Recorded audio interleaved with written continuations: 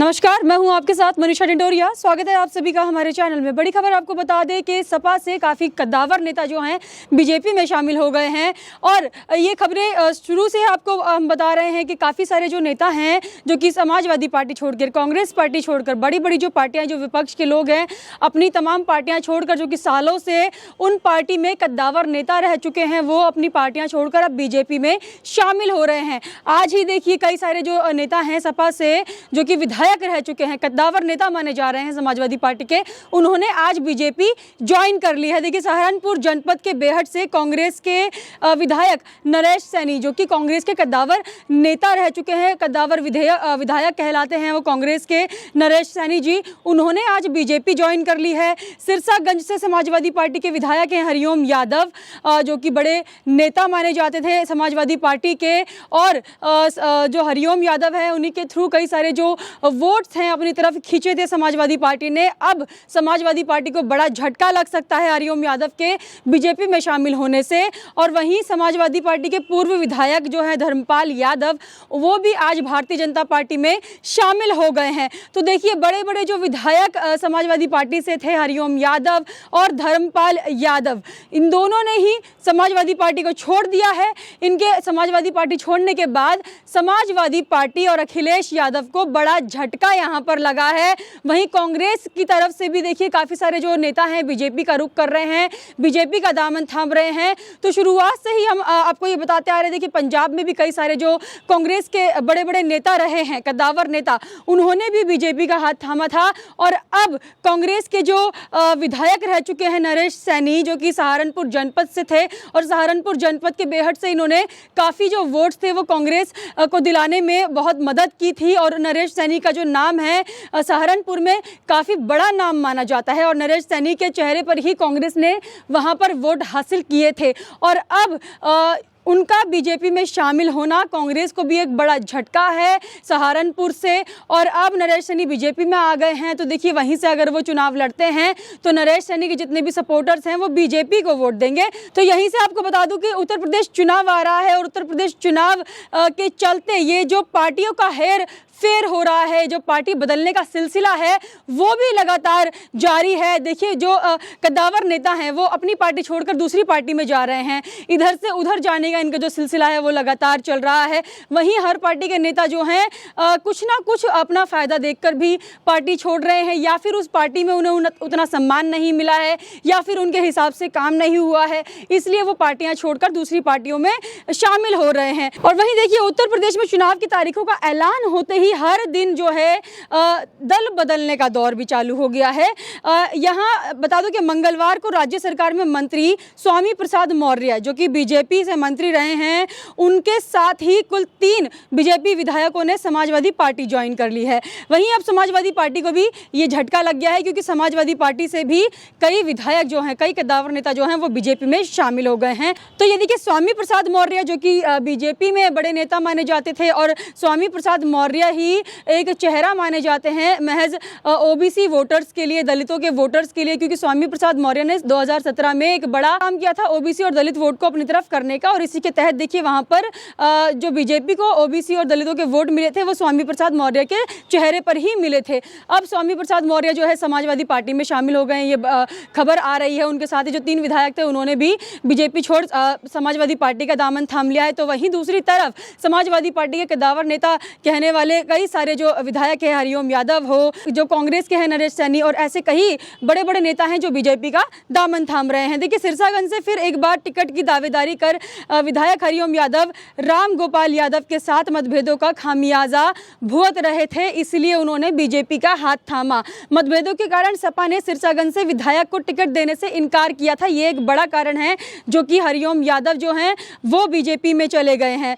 वहीं दूसरी ओर विधायक को बीजेपी नेतृत्व से सिरसागंज से टिकट दिलाने का आश्वासन भी मिला है, जिसके बाद अब 3 बार के सपा विधायक के बीजेपी में शामिल होने की चर्चाएं चल रही थी और आज वो फाइनली बीजेपी में शामिल हो चुके हैं। ऐसे में अब बताया जा रहा है कि विधायक हरिओम यादव 14 जनवरी को बीजेपी में शामिल होना है, ये खबरें आ रही थी। तो वहीं अगर मैं बात करूं स्वामी प्रसाद मौर्य की, तो स्वामी प्रसाद मौर्य ने कैबिनेट से इस्तीफा दे दिया है और इस्तीफा देने के बाद बहुत अटकलें लगाई जा रही थी कि वो समाजवादी पार्टी में शामिल हो जाएंगे, क्योंकि अखिलेश यादव के साथ स्वामी प्रसाद मौर्य की एक तस्वीर काफ़ी वायरल हो रही है और उस तस्वीर को अखिलेश यादव ने शेयर कर लिखा कि स्वामी प्रसाद मौर्य का उनकी पार्टी में स्वागत है।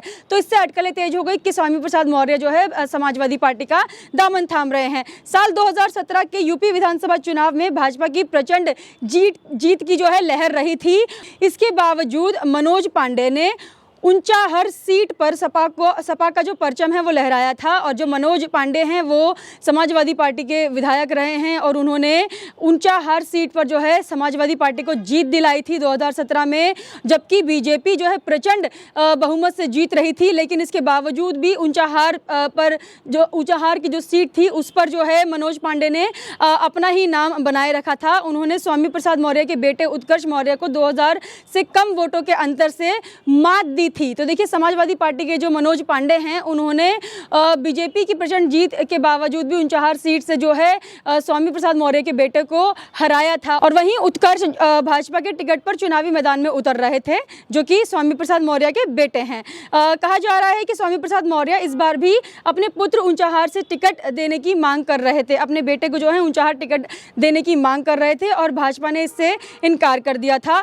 बातें यहाँ तक कही जा रही है कि भाजपा खुद स्वामी प्रसाद मौर्य का टिकट काटने वाली थी। इस वजह से मौर्य ने अखिलेश यादव से संपर्क किया और अपनी शर्तें मनवाने के बाद समाजवादी पार्टी में शामिल हो गए। खबर है कि स्वामी प्रसाद मौर्य अपने बेटे उत्कर्ष को ऊंचाहर सीट से टिकट दिलवाएंगे। ऐसे में सपा नेता मनोज पांडे के भारतीय जनता पार्टी में आने की संभावनाएं बताई जा रही हैं। देखिए, जो मनोज पांडे जिन्होंने 2017 में ऊंचाहर सीट पर अपना परचम लहराया था, बीजेपी के कैंडिडेट को हराया था, वही मनोज पांडे अब बीजेपी में शामिल हो सकते हैं, ऐसी अटकलें लगाई जा रही हैं। और स्वामी प्रसाद मौर्य जो है अपने बेटे को ऊंचाहर से टिकट दिलवाना चाह रहे थे, जिससे बीजेपी ने इनकार कर दिया था और कहा यह भी जा रहा था कि स्वामी प्रसाद मौर्य का टिकट जो है बीजेपी खुद काटने वाली थी। इसी डर से स्वामी प्रसाद मौर्य ने इस्तीफा दिया और समाजवादी पार्टी में शामिल हो गए। उनके भाजपा में आने की चर्चा लंबे समय से चल रही है। मनोज पांडे की जो चर्चाएं हैं भाजपा में आने की, वो लंबे समय से चल रही है। भारतीय जनता पार्टी के एक वरिष्ठ नेता ने बताया कि मनोज पांडे से बातचीत हो रही है, वे जल्द ही भाजपा में शामिल होंगे। मनोज पांडे सपा के प्रबुद्ध सभा के मेंबर हैं, जो प्रबुद्ध सभा है उसके मेंबर भी हैं मनोज पांडे। और देखिए, ऊंचाहर सीट जो कि उन्होंने अपने नाम की हुई है, उस सीट से अगर वो फिर से भाजपा में आकर लड़ते हैं तो वो भाजपा को जीत दिला सकते हैं, क्योंकि उन्हीं के चेहरे पर वहाँ के लोग जो है वोट डालते हैं और अपनी तरफ वो जितने भी वोट हैं वो खींचने का काम करेंगे। भाजपा की सांसद हैं जो स्वामी प्रसाद मौर्य की बेटी हैं, वो भाजपा की सांसद है। खुद स्वामी प्रसाद मौर्य पडरौना से विधायक हैं और कैबिनेट मंत्री थे। सपा यदि ऊंचाहर सीट से उत्कर्ष मौर्य को टिकट देती है तो मनोज पांडे का हाथ खाली रह जाएगा। भाजपा उन्हें लपकने के प्रयास में है। ये भारतीय जनता पार्टी में आते हैं तो ऊंचाहर सीट पर समीकरण बदलेंगे, उनके साथ मतदाताओं की सहानुभूति भी रहेगी और भाजपा अपने ऊपर विपक्ष द्वारा ब्राह्मण विरोधी होने का जो आरोप लगाया गया है उसका जो ठिंगरा है वो सपा पर फोड़ सकती है, क्योंकि समाजवादी पार्टी जो है ब्राह्मण विरोधी बीजेपी को बता रही है।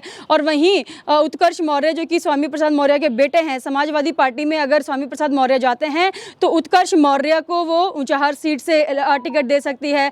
वहीं उनका पत्ता काटने के लिए बीजेपी ने मनोज पांडे को अपनी तरफ करने का सोचा है और बड़े बड़े जो नेता है वो मनोज पांडे से बात कर रहे हैं। आने वाले टाइम में हो सकता है मनोज पांडे बीजेपी में शामिल हो जाए और बीजेपी मनोज पांडे को ही ऊंचाहर सीट से टिकट दे देगी। और अगर मनोज पांडे फिर से ऊंचाहर सीट से टिकट लड़ते हैं बीजेपी के लिए, तो देखिए जैसे 2017 में उन्होंने जीत हासिल की थी समाजवादी पार्टी के लिए, वहीं अब बीजेपी में अगर वो होते हैं तो बीजेपी के लिए वो ऊंचाहर सीट को जीत सकते हैं। तो बीजेपी जो है यहाँ पर अपनी प्रचंड जीत के लिए पूरी तैयारियां कर रही है। वहीं समाजवादी पार्टी जो है छोटी राजनीति कर रही है और छोटी राजनीति के करने के चक्कर में वो बीजेपी के बड़े बड़े नेताओं पर नजर गड़ाए हुए है। और इसी तरीके से देखिए बीजेपी में जिस तरीके से राजनीति हो रही है, क्योंकि कहा जा रहा है कि कई सारे ऐसे विधायक हैं जिनका पत्ता कटने वाला है बीजेपी से, क्योंकि उनके कार्य नहीं पसंद किए जा रहे हैं उस विधानसभा सीट में जो वो बैठे हैं वहाँ के लोगों द्वारा। तो इसलिए बीजेपी खुद उनका पत्ता काटे, इसलिए वो जो विधायक है बीजेपी छोड़कर अन्य पार्टी पार्टियों में शामिल हो रहे हैं। वहीं मैं आपको बता दूं, समाजवादी पार्टी से 12 से 14 विधायक जो हैं वो बीजेपी में शामिल हो रहे हैं और अपनी जगह बीजेपी में बनाने का काम कर रहे हैं, क्योंकि समाजवादी पार्टी में उन्हें इतना सम्मान नहीं मिल पा रहा है। इसलिए उन्होंने ये सोचा है कि अब वो बीजेपी की तरफ आएंगे और बीजेपी से ही मतलब टिकट लेंगे और टिकट लेने के बाद अपने अपने एरिया से चुनाव लड़ेंगे। तो इसमें देखिए बीजेपी अपना फायदा देख रही है और बीजेपी जीत हासिल करने के लिए लगातार बड़े बड़े नेताओं को अपनी तरफ करने की कोशिश कर रही है। आप हमें कमेंट करके जरूर बताइएगा आपका इस पर क्या कहना है। हमारे साथ ऐसे ही बने रहिए। धन्यवाद।